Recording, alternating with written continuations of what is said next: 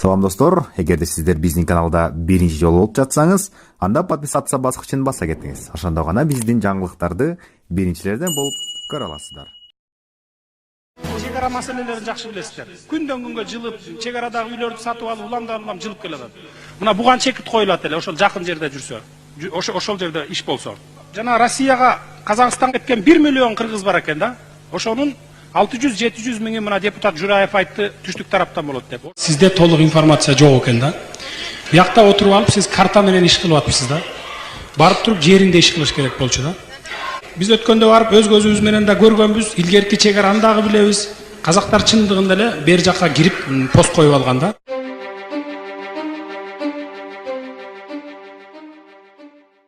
Чек ара маселелерин жакшы билесиздер. Күндөн күнгө жылып, чек арадагы үйлөрдү сатып алып, улам жылып келет. Мына буган чекит коюлат эле, ошол жакын жерде жүрсө, ошол жерде иш болсо. Жана Россияга, Казакстанга кеткен 1 миллион кыргыз бар экен да. Ошонун 600-700 миңи мына депутат Жураев айтты, түштүк тараптан болот деп. Ошонун бардыгы кайта келип ошо түштүк отурат эле. Себеби улам чек аралар жылып отуруп, башка улуттагы адамдар келип бүгүнкү күндө 30% түштүктүн немесин түзүп атат да. Эртең 50% түзөт, бирси күнү 60% түзөт. Ошондо ким барып мына депутаттардан, түндүк түштүктүн депутаттары чыккылачы трибунага айткыла. Кимиң барып могу жер меники, могу эл меники, Сулайман тоо меники деп айта аласыңар? Айта албайсыңар. 20 жыл дебейин 15 алышыңар. Мен өткөндө президентке кат жөнөтсөм, кайра жооп жөнөткөн экен. Акча каражат жетпейт деп. Эгерде бүгүн 100 миллион доллар требовать эте турган болсо, мындан 10-15 жылдан кийин проблема башталганда миллиарддаган долларлар жардам бербей калат да. Бирок мен 20 жылдан кийинки ушу келечекти көрүп туруп айтып атам да. Мына ушул сөзүмдү эстейсиздер. Бирок мен 20 жылдан кийинки ушу келечекти көрүп туруп айтып атам да. Мына ушул сөзүмдү эстейсиздер. OneXBet жеңилдүү төлөмдөр өзүңүз сүйгөн спортчуга ставка коюңуз. Ссылка комментарийде. Каркыра жондардан көп талаш болуп атат. Мына каркыранын эгасы бул жерде Жапаров Садыр отурат. Ошону угуп койгондон кийин добушка койбоймунбу баягы сунушта? Рахат. Пожалуйста, депутат Жапаров, сөз сизде. Урматтуу депутаттар, Мырза Аламанов, мен жанатан бери баягы тоскоол болбойн дедим. Бардыгын айтып атасыз, картадан көрсөтүп атасыз, сизде толук информация жок экен да. Биякта отуруп алып, сиз карта менен иш кылып атпсыз да. Барып туруп жеринде иш кылыш керек болчу да. Биз өткөндө барып өз көзүбүз менен да көргөнбүз, илгерки чек араны дагы билебиз. Казактар чындыгында эле бер жакка кирип пост коюп алган да. Эмне үчүн анткен? Себеби биздики таможня кыштын күнү теле жолобойт аякка. Кар басып калат да, жол дагы ачылбайт. Аяк менен каттабай калат 2 ай 3 ай. Ошондон пайдаланып эрте жазда келип таможня салып баштаган. Салып куруп алган алар заңкыратып, мына могу ак жолдогудай кылып туруп.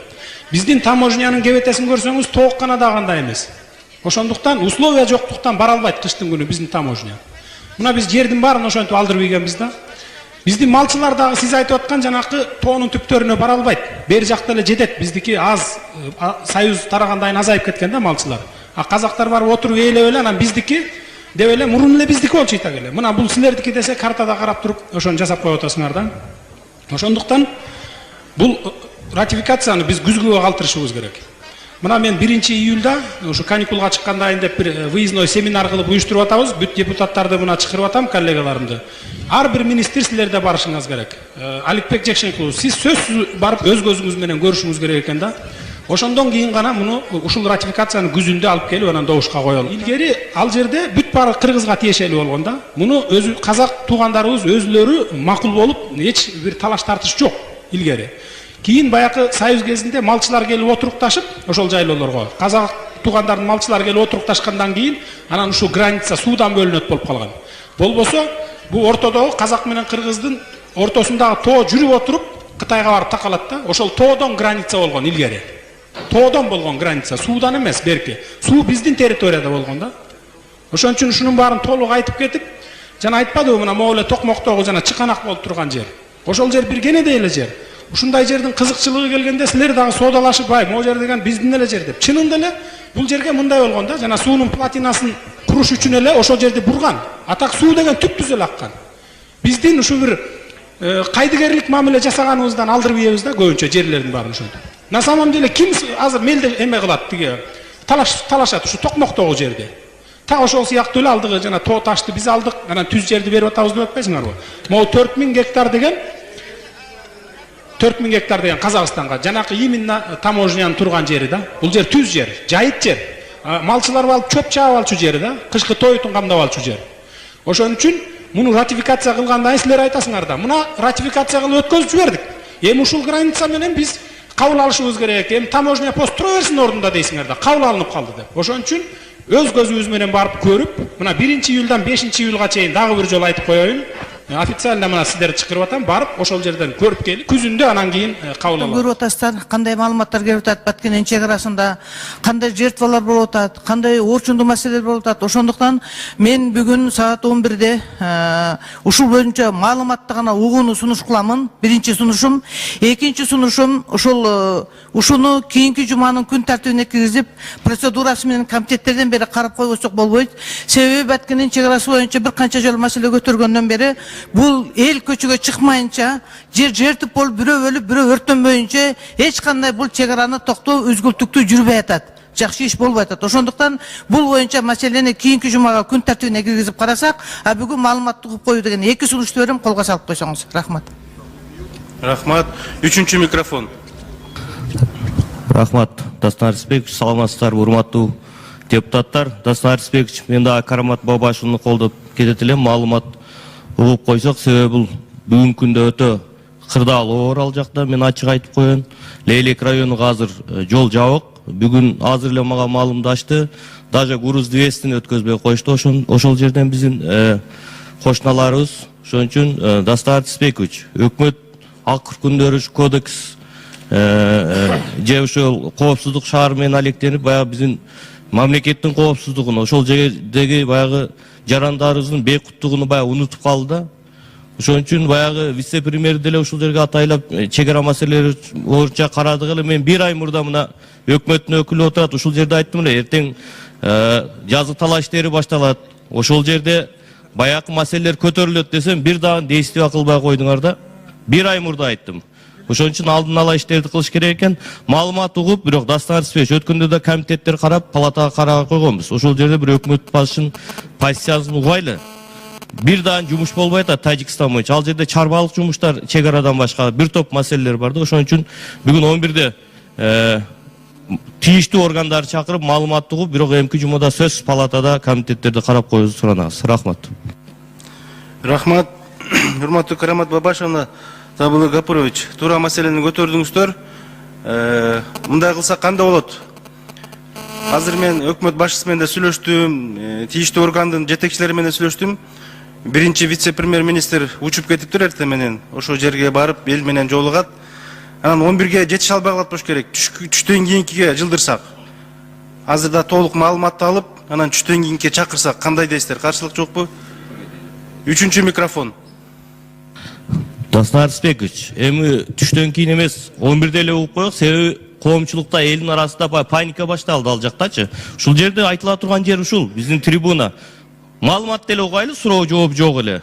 Биздин элибиз кандай эмне сүйлөшүүлөр болуп атат, кайсы жолуна чечилет угуп коелу. Ошон үчүн коркпой эле 11-ге чакырып коюңуз, угуп коюп кетет. Могу Андижандан келген качкындар боюнча бир топ убакыт болуп кетти, маган 2 киши кайрылды эле ушул маселе боюнча. Биз дейт, паспортубузда өзбек деп жазылганы менен өзүбүз кыргызбыз дейт да. Ошондуктан бизди кайра өткөзүп бербегиле дешет. Урматтуу депутаттар, бул маселенин канчалык деңгээлде чындыгы бар мен азыр изилдеп атам. Материалдар даяр болгондо дагы алып чыгам. Ошондуктан биз жеке эле Өзбекстандагы эмес, дүйнө жүзүндөгү өз өлкөбүзгө келебиз деген этнический кыргыздарга шарт түзүп беришибиз керек. Эгерде биз аларга кайдыгер мамиле жасай турган болсок, эртең бизди тарых кечирбейт. Алар келсе бизден папка талашпайт. Алар тескерисинче ушу биздин экономикабызга салым кошот. Себеби дегенде жана иштелбей жаткан, саз басып жаткан жерлерибизге ошолор иштетет. Бир мисал катары айта кетейин. Мына Казакстандын этникалык казактары келип, Казакстанда кең дала болуп иштелбей жаткан жерлерин, 1000 гектар жерлерин иштетип атышат. Мына мен өз көзүм менен көрүп келген үчүн айтып атам. 1000 гектар жерлерге тамеки плантациясын өздөштүрүп атышат. Жана башка өсүмдүктөрдү отургузуп атышат. Шайназаров: Баткенде ресторан, сауна жок, чегара кызматы ал жакка көчпөйт. Депутат Тынчтык Шайназаров мамлекеттик чегара кызматын Баткен областына көчүрүүнү сунуштады. Бул тууралуу Акпресс жазды. Шайназаров бүгүн 17 сентябрда өтүп жаткан эл аралык иштер, коргоо жана коопсуздук боюнча комитетинин жыйынында чыр чыккан кыргыз-тажик жеринде мамлекеттик чегара кызматынан кимдер бар экенине кызыкты. Чегара кызматынын орун басарынын маалыматына ылайык, чыр орун алган жерде азыр түзүмдүн жетекчиси жана орун басары бар.